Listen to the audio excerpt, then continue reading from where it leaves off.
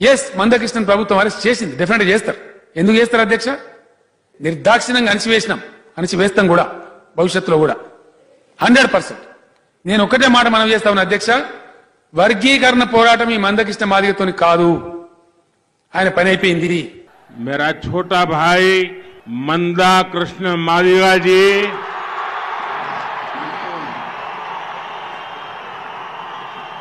मैं तेलंगाना के दलित समुदाय का, तेलंगाना के मादिगा समुदाय का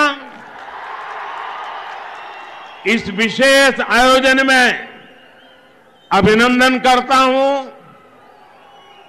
मैं मेरे छोटे भाई कृष्णा का आभारी हूं. मैं आप सबका भी आभारी हूं क्योंकि आपने मुझे इतनी आत्मीयता से इस कार्यक्रम में आने का निमंत्रण दिया. ना कुटुंब सभ्युलारा, आजादी के बाद आपने देश में बहुत सी सरकारें देखी है. हमारी सरकार ऐसी है जिसकी सर्वोच्च प्राथमिकता गरीब कल्याण है, वंचितों को वरीयता देना है. बीजेपी जिस मंत्र पर चलती है वो सबका साथ, सबका विकास, सबका विश्वास और सबका प्रयास है. हम सोशल जस्टिस, सामाजिक न्याय सुनिश्चित कराने के लिए प्रतिबद्ध है. हम तेलंगाना की धरती के महान सपूत श्री गुर्रम जशुआ जी और उनके सामाजिक न्याय के कार्यों को अपनी प्रेरणा मानते हैं. मुझे बताया गया है कि अपने लिखे साहित्य में उन्होंने एक दलित भाई का वर्णन किया था जिन्होंने काशी में विराजमान बाबा विश्वनाथ को अपनी दुर्दशा बताई थी. काशी का सांसद होने के नाते इसे मैं अपना सौभाग्य समझता हूं कि आज मुझे आपके बीच आने, आपके सुख दुख साझा करने का आपने मुझे अवसर दिया है. मुझे लगता है कि आज बाबा विश्वनाथ के आशीर्वाद से ही मैं आप सबके बीच उपस्थित हूं. ना कुटुंब सभ्युलारा, मैं आज इस अवसर पर मादिगा समुदाय के अधिकारों की लड़ाई लड़ने वाले टीएन सदा लक्ष्मी जी और टीवी नारायण जी को श्रद्धापूर्वक याद कर रहा हूं. इन महान व्यक्तित्वों ने मादिगा समुदाय के हितों के लिए अपना जीवन खपाया है. मैं उन्हें नमन करता हूं. और मेरा छोटा भाई कृष्णा 30 साल से वन लाइफ वन मिशन आपके हकों के लिए लड़ाई लड़ रहा है. कृष्णा, आपको बहुत साथी मिले हैं लड़ने के लिए. आज एक साथी और जोड़ दो. तेलंगाना का आज इतिहास के बेहद अहम मोड़ पर खड़ा है. दशकों से आंदोलन के बाद 10 साल पहले जो सरकार यहां बनी वो तेलंगाना के गौरव की, तेलंगाना के सम्मान की रक्षा नहीं कर पाई। तेलंगाना के लोगों के सामर्थ्य की पूरी दुनिया प्रशंसा करती है, लेकिन जब बात यहां की गवर्नमेंट की आती है, गवर्नेंस की आती है, तो हर कोई निराश हो जाता है। इन 10 वर्षों में तेलंगाना सरकार ने हर किसी के साथ, मादिगा समुदाय के साथ सिर्फ और सिर्फ विश्वासघात किया है। कौन भूल सकता है कि कांग्रेस ने किस तरह तेलंगाना के निर्माण में बाधाएं खड़ी की थी, लेकिन जब अनेक बलिदानों के बाद तेलंगाना बना, तो बीआरएस के नेता आपको भूलकर सबसे पहले कांग्रेस के नेताओं को धन्यवाद करने गए। आंदोलन के दिनों में आपसे वादा किया गया था कि किसी दलित को ही तेलंगाना का पहला सीएम बनाया जाएगा, लेकिन राज्य के निर्माण के बाद हर दलित आकांक्षाओं को कुचलते हुए सीएम की कुर्सी पर केसीआर ने कब्जा कर लिया। बीआरएस ने दलितों को जमीन देने का भी वादा किया था। क्या उन्होंने वादा पूरा किया? बीआरएस ने आपको दलित बंधु स्कीम के जरिए हजारों करोड़ रुपया देने की बात कही थी। क्या आपको इसका लाभ हुआ?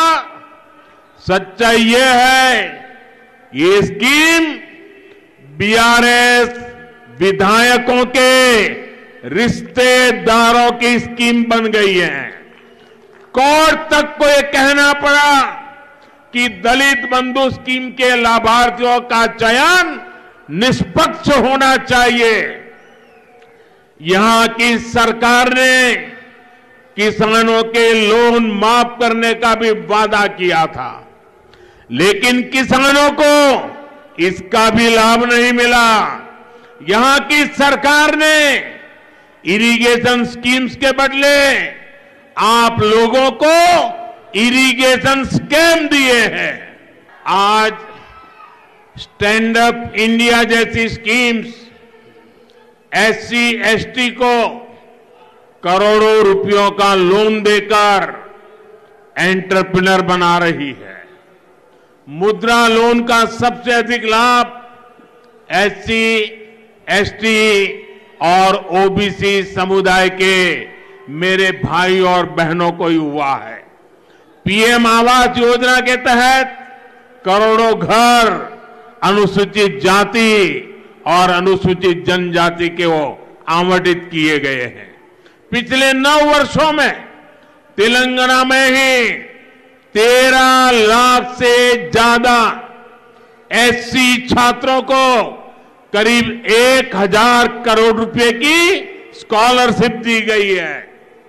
तेलंगाना की इस विकास यात्रा में मादिगा समुदाय के साथ जो अन्याय हुआ है, उसे बीजेपी भली भांति समझती है। मेरा सौभाग्य रहा, आप मुझे प्रधानमंत्री के रूप में, प्रधान सेवक के रूप में जानते हो, लेकिन आप में से बहुत कम लोगों को पता होगा कि बंगारू लक्ष्मण जी मेरे नेता थे। वो मेरी पार्टी के अध्यक्ष थे और मैं उनके अंडर में काम करता था। वो मेरा मार्गदर्शन करते थे। उन्होंने मुझे ट्रेन किया, एक कार्यकर्ता के रूप में संगठन का काम सिखाया। मेरे लिए गर्व की बात है कि मैं बंगारू लक्ष्मण के साथ उनके हाथ नीचे काम करने वाला कार्यकर्ता रहा हूं, इसलिए आपको भली भांति जानता हूं। मादिगा मेरे परिवारजनों, मैं आज बहुत बहुत भावुक हूं। आप कल्पना करिए, कृष्णा ने 30 साल अपनी जवानी पूरी खपा दी। इतना बड़ा आंदोलन अविरत रूप से चलाया। कृष्णा मेरा छोटा भाई है।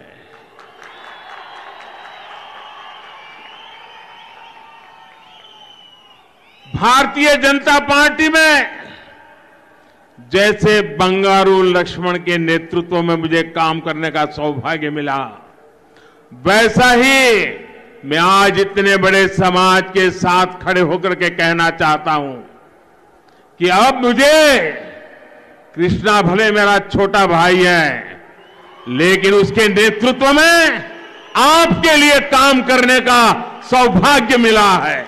मैं आज,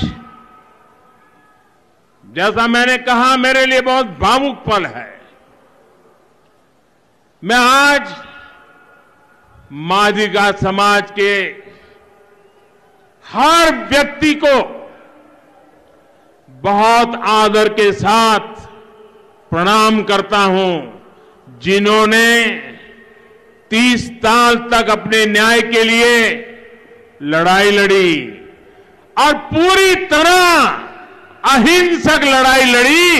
इतना बड़ा आंदोलन, इतना लंबा समय पूरी तरह अहिंसा, आपने जग्गू बाबू को भी पचाया, आपने बाबा साहब आंबेडकर को भी पचाया, आपने बंगारू लक्ष्मण को भी पचाया। और इसलिए मैं विशेष रूप से आप सबके इस आंदोलन की पवित्रता के लिए श्रद्धापूर्वक नमन करता हूं। भारतीय जनता पार्टी पिछले 3 दशक से हर संघर्ष में आपके साथ खड़ी रही है। हम जल्द से जल्द इस अन्याय का अंत करने के लिए प्रतिबद्ध हैं। मैं जानता हूं कि यहां पर ऐसे कई लोग हैं जिन्होंने अपने अधिकारों के लिए लंबे समय तक संघर्ष किया है। ये हमारा वादा है कि हम जल्द ही एक कमेटी का गठन करेंगे जो आपके सशक्तिकरण के हर रास्ते को अपनाएगी। हम और आप ये भी जानते हैं कि एक बड़ी न्यायिक प्रक्रिया सुप्रीम कोर्ट में भी चल रही है। आपकी इस लड़ाई को हम न्याय की लड़ाई मानते हैं। बाबा साहब आंबेडकर ने हमें जो संविधान दिया है, उस संविधान ने न्याय की जिम्मेवारी मुझ पर दी है। हम उस न्याय को सुनिश्चित करा करके ही रहेंगे। अदालत में भी आपको न्याय मिले, ये भारत सरकार की सर्वोच्च प्राथमिकता है। पूरी मजबूती के साथ भारत सरकार न्याय के पक्ष में आपके साथी बनकर के खड़ी रहेगी। मेरे भाइयों बहनों, मैं एक महत्वपूर्ण बात आज यहां से बता करके जाना चाहता हूं। अगर मेरी बात आपको अच्छी लगे, सही लगे, तो आप सब अपने मोबाइल फोन निकाल करके उसकी फ्लैश लाइट चालू करके मुझे आशीर्वाद देना। आज से इस आंदोलन में कृष्णा मेरा नेता है, मैं उसका असिस्टेंट हूं और मैं आपके लिए पूरे दायित्व के साथ इस न्याय की लड़ाई में साथ रहूंगा। आप सभी यहां आए, हमें आशीर्वाद दिया, इसके लिए आप सबका फिर एक बार धन्यवाद करता हूं। और इस आंदोलन में मेरे नेता कृष्णा है, मैं कृष्णा का साथी हूं और मैं कृष्णा के नेतृत्व में आपके साथ खड़ा हूं। बोलिए भारत माता की, भारत माता की, भारत माता की।